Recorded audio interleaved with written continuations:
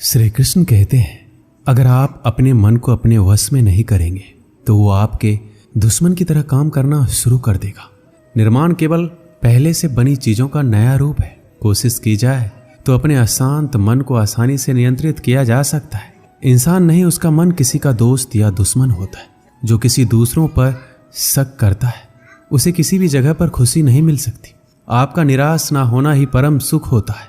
क्रोध मूर्खता को जन्म देता है। अफवाह से अकल का नाश और अकल के नाश से इंसान का नाश होता है। सही मायने में चोर वो है जो अपने हिस्से का काम किए बिना भोजन करता है।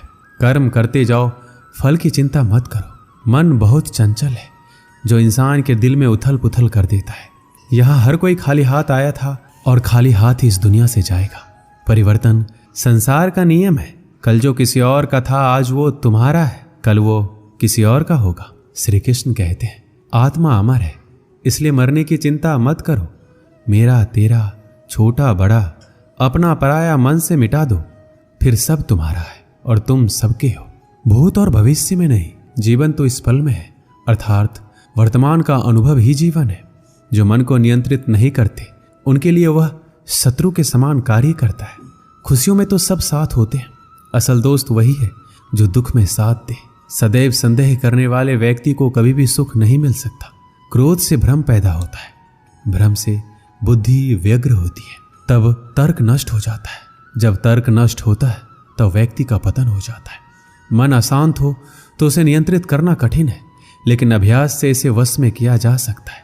जिसे तुम अपना समझकर मग्न हो रहे हो, बस यही प्रसन्नता तुम्हारे दुखों का कारण है। श्री कृष्ण कहते हैं, जो कोई भी जिस किसी देवता का पूजा विश्वास के साथ करने की इच्छा रखता है, मैं उसका विश्वास उसी देवता में दृढ़ कर देता हूँ। भगवान प्रत्येक वस्तु में, प्रत्येक जीव में मौजूद है। मैं ही इस सृष्टि की रचना करता हूँ, मैं ही इसका पालन पोषण करता हूँ और मैं ही इस सृष्टि का विनाश करता हूँ।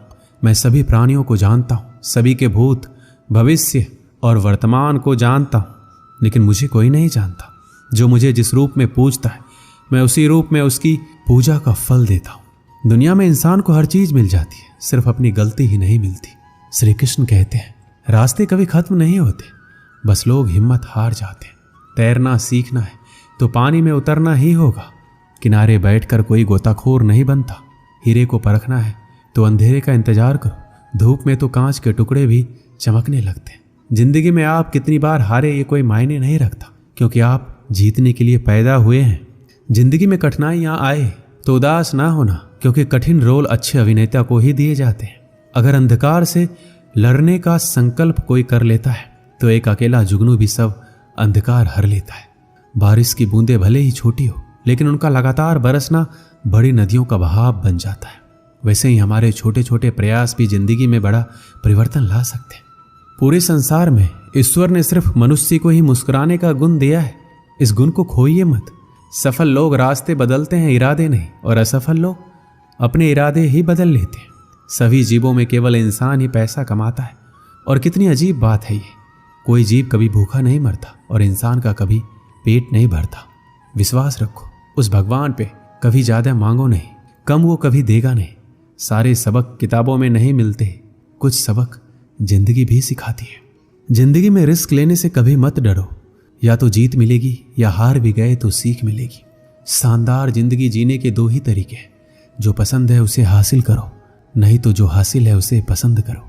मेरी सफलता को देखकर हैरान है बहुत लोग, किसी ने मेरे पांव के छाले नहीं देखे। अगर सफलता चाहिए तो कभी वक्त और हालात पे रोना नहीं। मंजिल दूर ही सही पर घबराना मत, क्योंकि नदी कभी ये नहीं पूछती कि समंदर अभी कितना दूर है।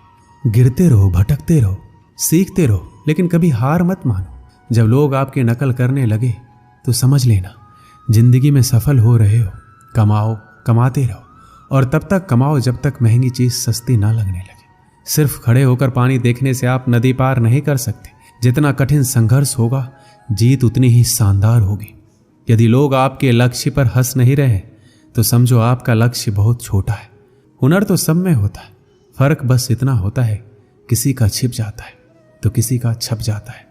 दूसरों को सुनने के लिए अपनी आवाज ऊंची मत कीजिए, बल्कि अपना व्यक्तित्व इतना ऊंचा बनाइए कि आपको सुनने की लोग मन्नत करें।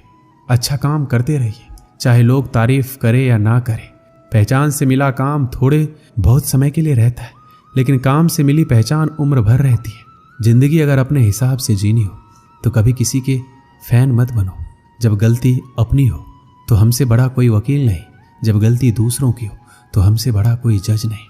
आपको खुश रहना ही आपका बुरा चाहने वालों के लिए सबसे बड़ी सजा है।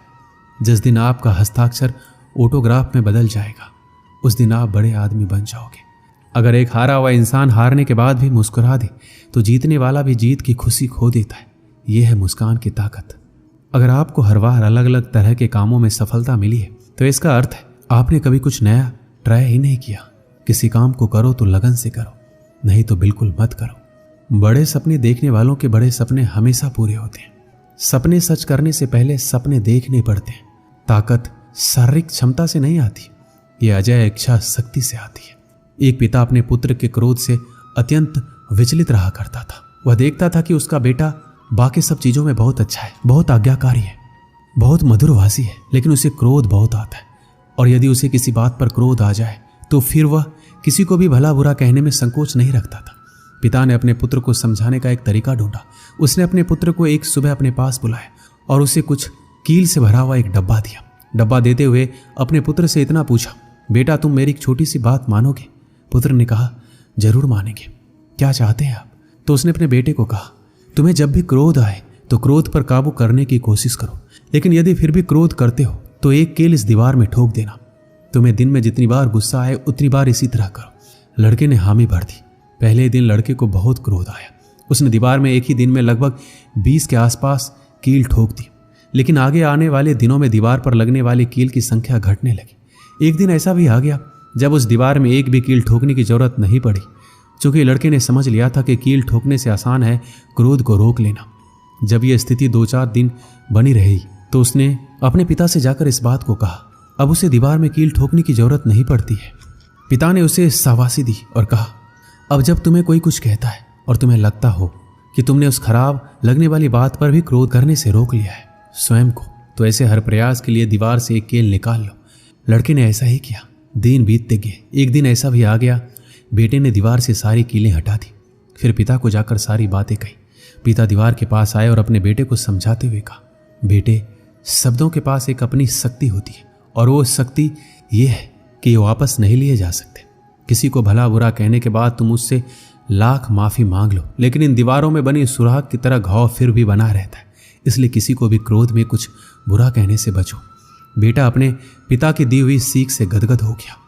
उसने आगे से अपने क्रोध और वचन पर नियंत्रित करने की प्रतिज्ञा ले ली। हमें उत्तेजना के क्षणों में किसी को भी अपशब्द तथा अप्रिय नहीं कहना चाहिए। इससे बनने वाला घाव 1000 माफी मांगने से भी नहीं भरता है। दोस्तों, सीखने की प्रक्रिया कभी खत्म नहीं होती। आदमी जीवन पर्यंत सीखता रहता है, कुछ अपने अनुभवों से, कुछ दूसरों को देखकर तथा किताबों को पढ़कर। मुझे पूरा विश्वास है इस कहानियों के माध्यम से आप जरूर कुछ सीखे होंगे। मिलते हैं अगली वीडियो में। अपना ख्याल रखिएगा। जय श्री कृष्ण।